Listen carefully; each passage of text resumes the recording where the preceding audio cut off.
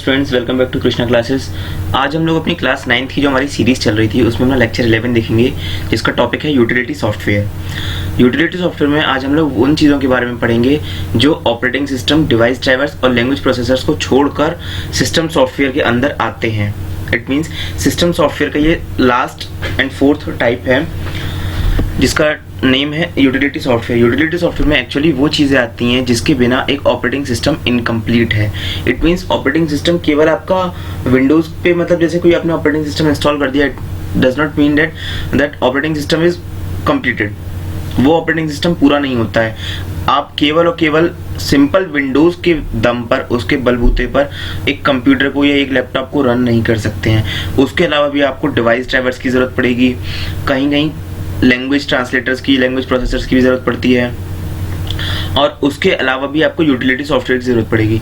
अच्छा, utility software शायद आप लोगों ने पहले भी सुन रखा होगा, अगर नहीं भी सुना है तो कोई बात नहीं, इस वीडियो में आप लोगों को क्लियर कर दूंगा कि यूटिलिटी सॉफ्टवेयर होते क्या है।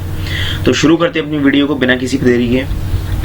यूटिलिटी सॉफ्टवेयर क्या करते हैं, आपके जितने भी हाउसकीपिंग फंक्शंस होते हैं उनको परफॉर्म करते हैं। ठीक है, it means utility software assists the computer maintenance by performing housekeeping functions. अब ये हाउसकीपिंग फंक्शंस होते कैसे कैसे हैं, जैसे डिस्क का, किसी भी हार्ड डिस्क का, पेन ड्राइव का, सीडी का, डीवीडी का बैकअप लेना, फाइल को कंप्रेस करना, डिकम्प्रेस करना, एंटीवायरस पे काम करना, इनक्रिप्ट करना, किसी फाइल को डिक्रिप्ट करना, ये सब चीज़ें किसके अंदर आती हैं, यूटिलिटी सॉफ्टवेयर के अंदर। अगर ये सब चीज़ें नहीं होंगी तो आपका ऑपरेटिंग सिस्टम या आपका कंप्यूटर प्रॉपर वर्क नहीं कर पाएगा। इट मीन्स अगर उसमें कोई एरर आ गई या कोई दिक्कत आ गई तो वो कैसे रिमूव होगी, वो यूटिलिटी सॉफ्टवेयर की हेल्प से रिमूव हो सकती है। मैं ये नहीं बोलूँगा कि हमेशा होती है, हो सकती है, चांसेस बनते हैं कि वो यूटिलिटी सॉफ्टवेयर आप अपना काम करके उस एरर को या उस प्रॉब्लम को ऑटोमेटिकली रिमूव कर ले। ठीक, लेकिन अगर उसमें यूटिलिटी सॉफ्टवेयर नहीं होगा तो कोई और तो छोड़िए, मतलब उसमें आपको दोबारा से विंडो इंस्टॉल करनी पड़ेगी, विंडो या ऑपरेटिंग सिस्टम दोबारा इंस्टॉल करना पड़ता है। ज़्यादातर केसेस में यही होता है। जब कभी बोलते हैं कि हमारी हार्ड डिस्क, सॉरी, मेरा ऑपरेटिंग सिस्टम क्रैश हो गया या फिर मेरी विंडोज़ क्रैश हो गई, उड़ गई, तो उसमें ये होता है कि विंडोज़ की कुछ फाइल्स, विंडोज़ क्रैश नहीं होती, कभी कभी कोई एरर, कोई वायरस, किसी वॉर्म, इन सब की वजह से कोई कुछ एक दो फाइल या कुछ इंपॉर्टेंट फाइल्स मिस हो जाती हैं, या उनका नेम चेंज हो जाता है, या फिर उनकी लोकेशन चेंज हो जाती है, या उनमें करप्ट, या वो फाइल्स करप्ट हो जाती हैं। उस वजह से क्या होता है, वो विंडोज़ क्रैश होने लगती है, मतलब अपनी प्रॉपर फंक्शनिंग नहीं कर पाती। तो अगर वो चीज़ यूटिलिटी सॉफ्टवेयर के अंडर आती है कि यूटिलिटी सॉफ्टवेयर की हेल्प से वो कर सकता है ऑपरेटिंग सिस्टम अपने आप को ठीक, तो वो कर लेगा अगर आप उसको परमिशन देते हैं तो। अदरवाइज के केस में अगर यूटिलिटी सॉफ्टवेयर उसमें पहले से नहीं पड़ा हुआ या आपने नहीं डाला या इंस्टॉल नहीं कर पाया, तो उस केस में रिकवरी होने के चांसेस बहुत कम होते हैं, बहुत लो होते हैं। उस केस में आपको दोबारा से नया ऑपरेटिंग सिस्टम उस पर इंस्टॉल करना पड़ेगा। क्लियर? यूटिलिटी सॉफ्टवेयर की एक बार डेफिनेशन फिर पढ़ देता हूँ। Utility software assists the computer maintenance, computer के मेंटेनेंस को असिस्ट करती है, हेल्प करती है। किस फॉर्म में? ताकि वो हाउसकीपिंग फंक्शंस को परफॉर्म करके। अब ये हाउसकीपिंग फंक्शंस कौन कौन से होते हैं? सिंपल सी बात है, अगर ऑपरेटिंग सिस्टम आपका घर है, ठीक, तो उस घर को संभालने के लिए भी कुछ लोगों की जरूरत पड़ती है। तो वो उन लोगों का नाम क्या होता है? Backup, compression, decompression, antivirus software, text editor, encryption और डिक्रिप्शन सॉफ्टवेयर। ये सब कौन होते हैं? उस घर के लोग होते हैं जो उस घर को, सॉरी, या फिर उस मकान को, उस बिल्डिंग को घर बनाने में हेल्प करते हैं। ठीक है, यूटिलिटी सॉफ्टवेयर के कुछ टाइप्स बता देता हूँ। अब इसको आप लोग टाइप्स बोले चाहे एग्जाम्पल बोले, कोई बड़ी बात नहीं है, बट ये यूटिलिटी सॉफ्टवेयर के अंडर आते हैं। यूटिलिटी सॉफ्टवेयर में पहला आता है हमारा, मैं इसमें मार्कर ऑन कर लूँ, हाइलाइटर ये रहा, और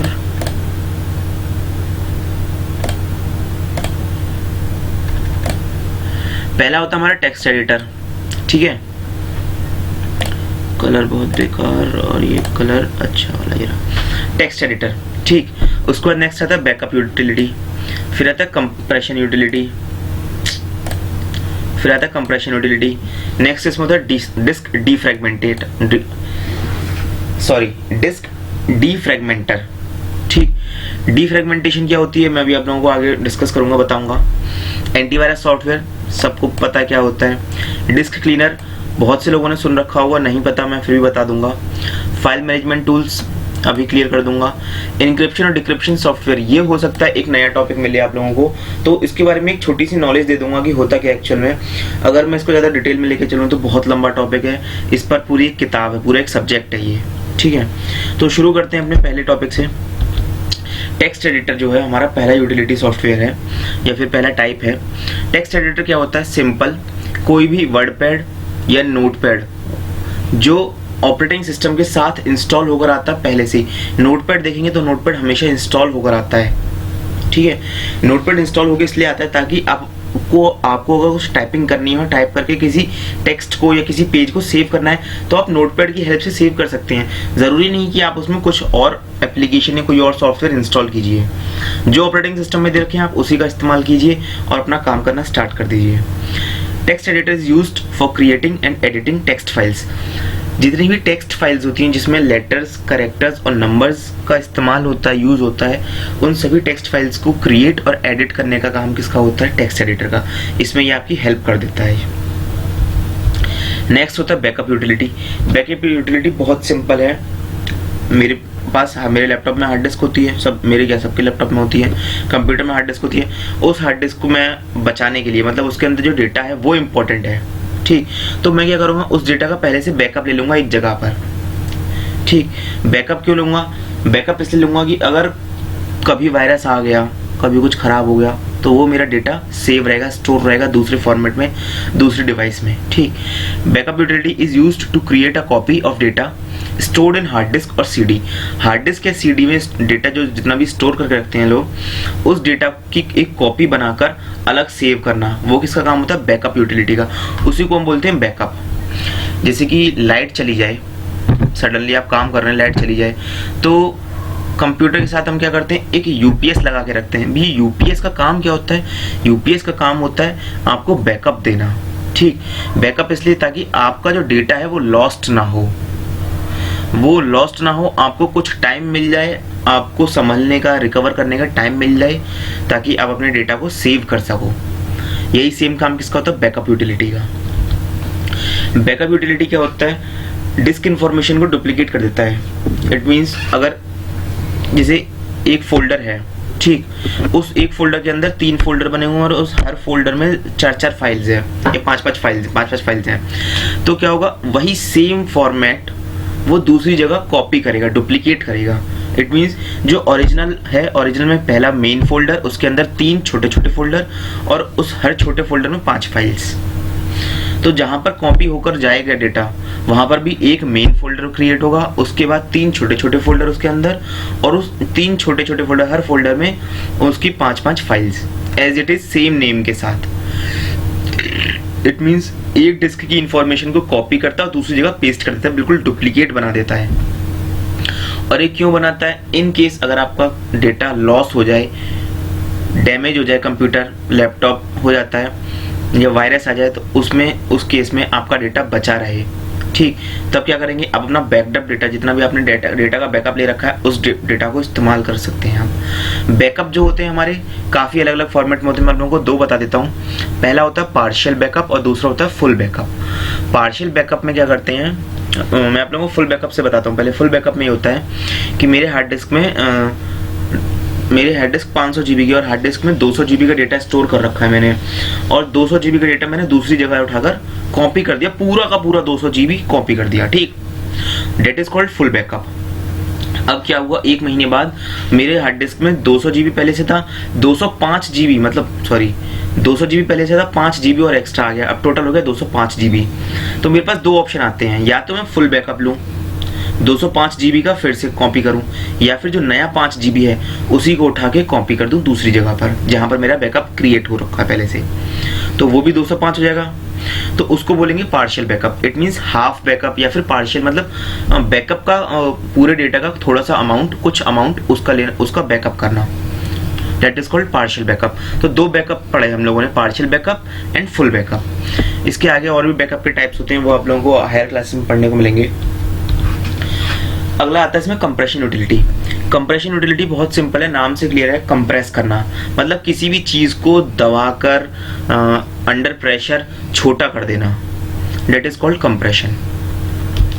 ठीक है, इसका काम क्या होता है, it facilitates the compression of large files so that they take less storage area and file transmission over the network. अगर मेरी कोई फाइल 10 MB की है, GB नहीं बात कर रहा हूँ अभी, 10 MB, मेरी कोई फाइल 10 MB की है, तो मैं उसको कंप्रेस करूंगा, कंप्रेस करके उसके फाइल साइज को रिड्यूस करूंगा ताकि वो 10 MB से घटकर कम होकर छोटी हो जाए, कुछ साइज कम हो जाए। मान लो मैंने उसको कंप्रेशन यूटिलिटी की हेल्प से कंप्रेस किया उस लार्ज फाइल को, 10 MB की फाइल को, और वो घट के केवल 3.3 MB रह गई, तो वो 3.3 MB क्या हो गया, वो उसका कंप्रेस्ड साइज हो गया। अब वो उस साइज के बाद ज्यादा कंप्रेस नहीं हो सकती, तो कहाँ 10 MB का एरिया कवर कर रही थी वो, और कहाँ केवल 3.3 MB, तो एक गैप मिला आपको, 6.7 MB का एक स्टोरेज मिला फ्री। इस स्टोरेज को हम क्या करते हैं, बड़ी बड़ी जितनी भी फाइल्स होती हैं उनको कंप्रेस करके स्टोरेज बचाते हैं ताकि और नई फाइल्स को भी स्टोर कर सकें हम अपने सिस्टम पर। और जितनी छोटी फाइल उतना ट्रांसमिशन इजी, मतलब बड़ी फाइल को व्हाट्सएप पे, फेसबुक पर, जीमेल पे भेजने में टाइम लगता है rather than small file. Clear. Decompression utility, अब जहां कंप्रेशन यूटिलिटी होती है वहां पर डिकम्प्रेशन यूटिलिटी भी आती है। कंप्रेशन और डिकम्प्रेशन दोनों भाई भाई हैं, एक अगर क्लॉकवाइज है तो दूसरा एंटी क्लॉकवाइज है। पहले का बड़े का एक का काम होता है कंप्रेस करना, तो दूसरे का काम होता है डिकम्प्रेस करना। लेकिन डिकम्प्रेशन यूटिलिटी उसी केस में काम करती है जिस केस में फाइल्स पहले से कंप्रेस्ड है। It means file must be compressed. अगर कोई फाइल 10 MB की है ओरिजिनल साइज, और आप उसको सोचे डिकम्प्रेस करके उसका साइज बढ़ा दूं, तो वो पॉसिबल ही नहीं है। क्यों? क्योंकि आपने उस फाइल को पहले कंप्रेस ही नहीं किया कभी, तो आप कैसे उसको डिकम्प्रेस करोगे। लेकिन जो फाइल हमने पहले एग्जांपल में 10 MB की फाइल थी, 10 MB की फाइल, उसको कंप्रेस करके 3.3 MB में क्रिएट किया था। अब उसी 3.3 MB की फाइल को आप चाहते हैं ओरिजिनल साइज में आ जाए, तो उसी फाइल 3.3 MB वाली फाइल पर मैं डिकम्प्रेशन अप्लाई करके उसके साइज को इंक्रीज कर सकता हूँ, एक्सपेंड कर सकता हूँ। ठीक है, एक्सपेंड केवल उतना ही कि वो अपने ओरिजिनल फॉर्मेट तक पहुंच जाए। मैं ये नहीं बोलूंगा कि ओरिजिनल फॉर्मेट में एग्जैक्ट पहुंच जाती है, ओरिजिनल फॉर्मेट तक कुछ हद तक पहुंच पाएगी, कुछ हद तक नहीं पहुंच पाएगी। कुछ फाइल्स में ये होता है कि डेटा लॉस हो जाता है, तो वो प्रॉपर जो उसका ओरिजिनल फॉर्मेट था वो लॉस्ट हो जाता है, वहां तक पहुंच नहीं पाती। लेकिन कुछ फाइल्स ऐसी होती हैं जिसमें डेटा लॉस नहीं होता है, तो वो अपने ओरिजिनल फॉर्मेट में पहुंच जाती हैं। नेक्स्ट आता है इसमें डिस्क डीफ्रेगमेंटर। डिस्क डीफ्रेगमेंटर बहुत इंपॉर्टेंट टॉपिक है, ज़्यादातर पूछा जाता है कि डिस्क डीफ्रेगमेंटेशन क्या होती है, इसके क्या फ़ायदे होते हैं, हेल्प क्या यूज़ होता है इसका, इस तरीके से क्वेश्चन आता है। डिस्क डीफ्रेगमेंटेशन बहुत सिंपल है। ये क्या करता है, आपकी जो हार्ड डिस्क है उसको स्पीड अप करने के लिए, उसकी स्पीड इंक्रीज करने के लिए क्या करेगा, फॉर एग्जांपल मेरी हार्ड डिस्क 500 GB की है, तो 500 GB में से जितना भी डेटा स्टोर कर रखा है, मतलब मैंने 200 GB डेटा स्टोर कर रखा है अपनी हार्ड डिस्क में से, तो 200 GB स्टोर्ड डेटा को एक तरफ कर देगा और बचे 300 GB 300 GB डेटा जो फ्री स्पेस है मेरा, उसको एक तरफ कर देगा। It means 500 GB hard disk में एक उसने बैरियर क्रिएट कर दिया। बैरियर में क्या करा, मतलब एक हल्का सा पर्दा सिस्टम कर दिया कि जितना स्पेस घिर चुका, ऑक्यूपाई हो चुका, वो एक तरफ रहे, और जितना स्पेस फ्री है वो एक तरफ रहे। इससे फायदा क्या होगा कि मैं जब भी कुछ फाइल सर्च करूंगा तो वो फाइल केवल 200 GB के अंडर सर्च होगी। क्यों? बाकी 300 GB तो फ्री है। वहां पे जब वो फ्री है, इट मीन्स वहां पे कोई फाइल नहीं मिलेगी, और जब फाइल नहीं मिलेगी तो मैं सर्च ही क्यों करूं। तो मेरा एरिया कितना बचा सर्च करने के लिए, कितनी GB बची, केवल 200 GB।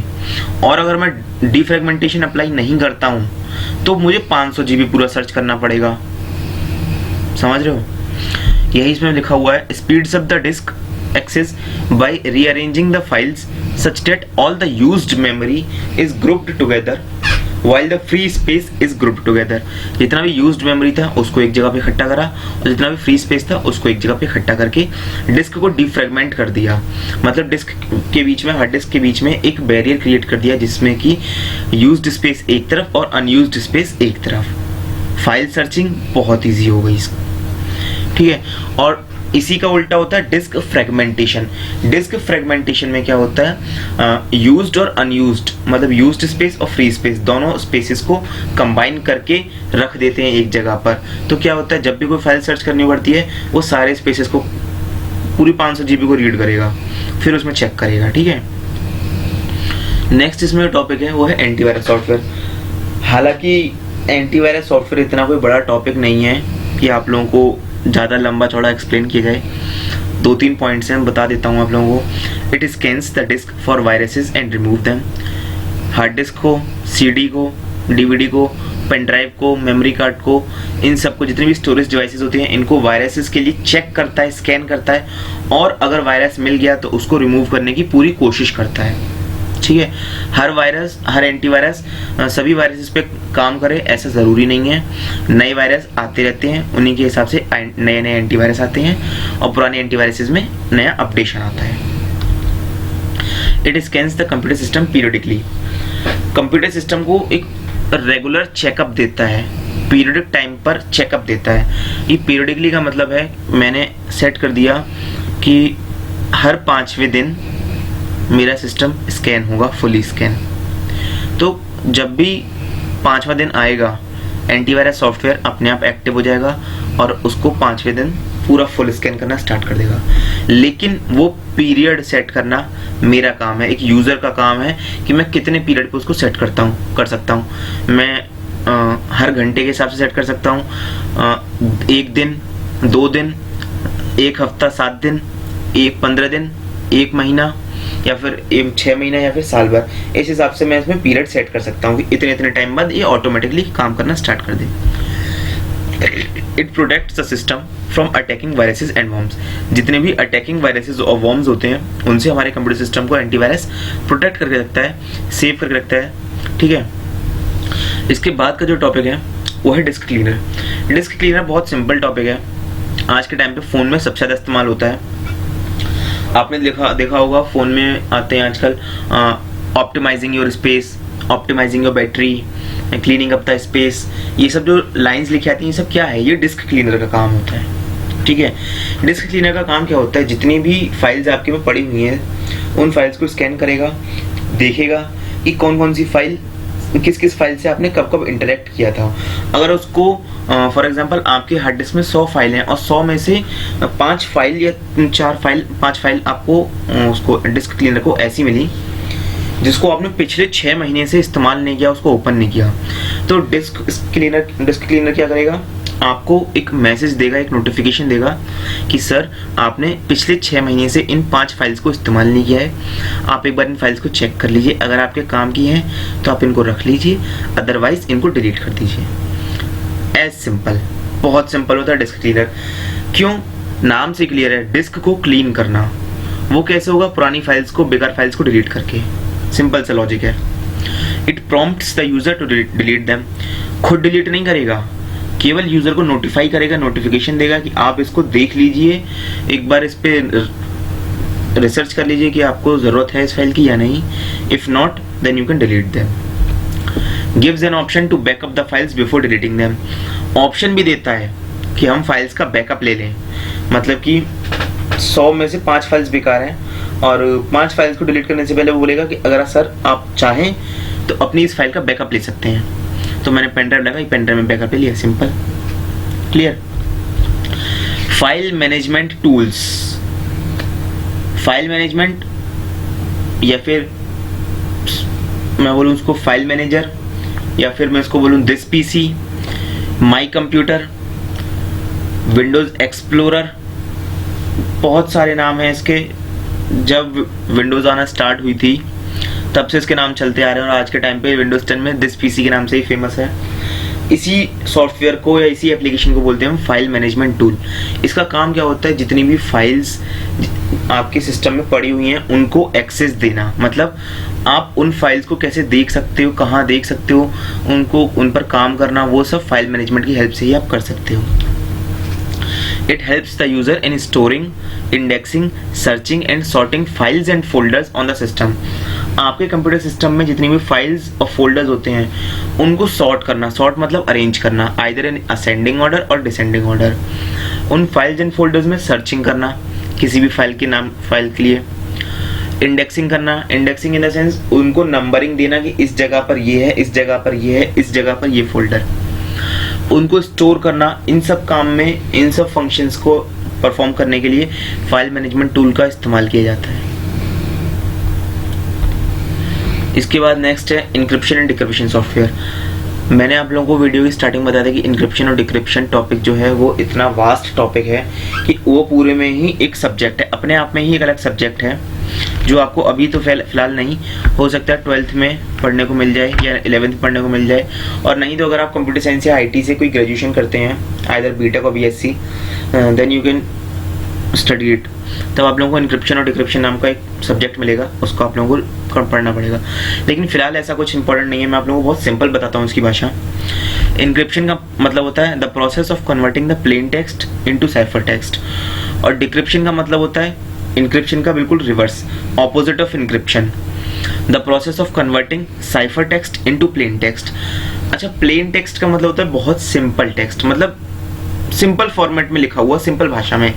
बट ये साइफर टेक्स्ट क्या होता है? साइफर टेक्स्ट एक ऐसा टेक्स्ट फॉर्मेट होता है जिसको समझना आसान नहीं होता। इट मीन्स कि उसको कोई थर्ड पर्सन देख कर समझना चाहे तो वो समझ नहीं सकता। क्यों?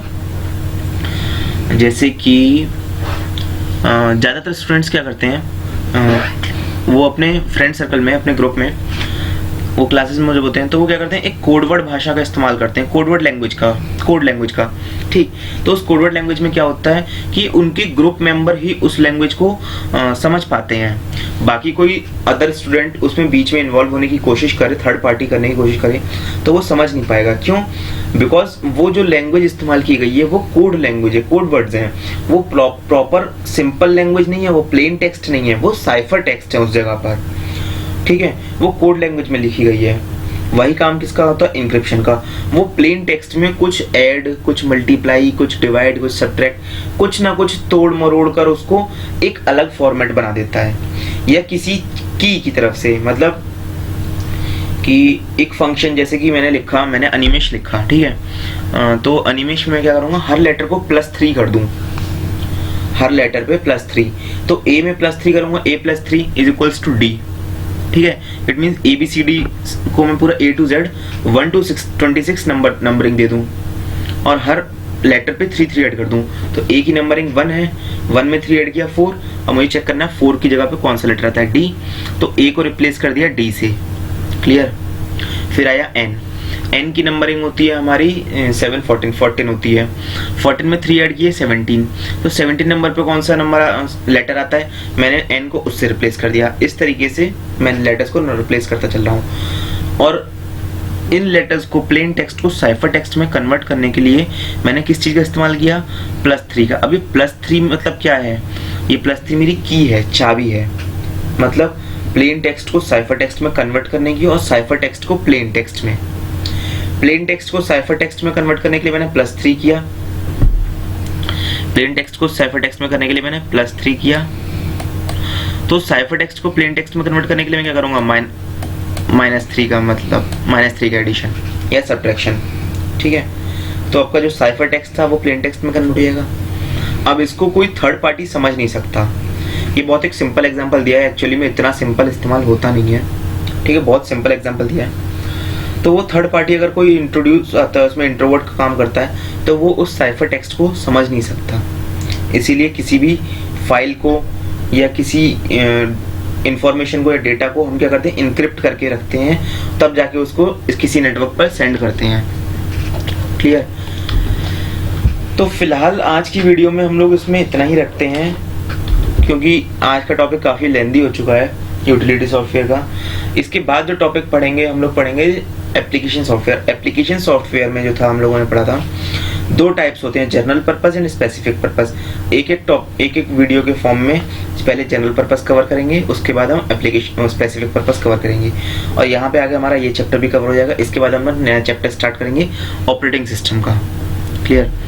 और एक बात और, अगर आप लोग मेरे चैनल पर नए हैं तो चैनल को सब्सक्राइब कीजिए, और अगर आप लोग चैनल से वाकिफ़ हैं तो वीडियो को लाइक कीजिए, अपने फ्रेंड्स के संग, अपने बैचमेट्स के संग, अपने ग्रुप सर्कल में ज़्यादा से ज़्यादा शेयर कीजिए, और जितना ज़्यादा आप लोग वीडियो को लाइक करेंगे उतना ज़्यादा मुझको इंकरेजमेंट मिलता है कि मैं अपनी वीडियोस को आगे कंटिन्यू करूं।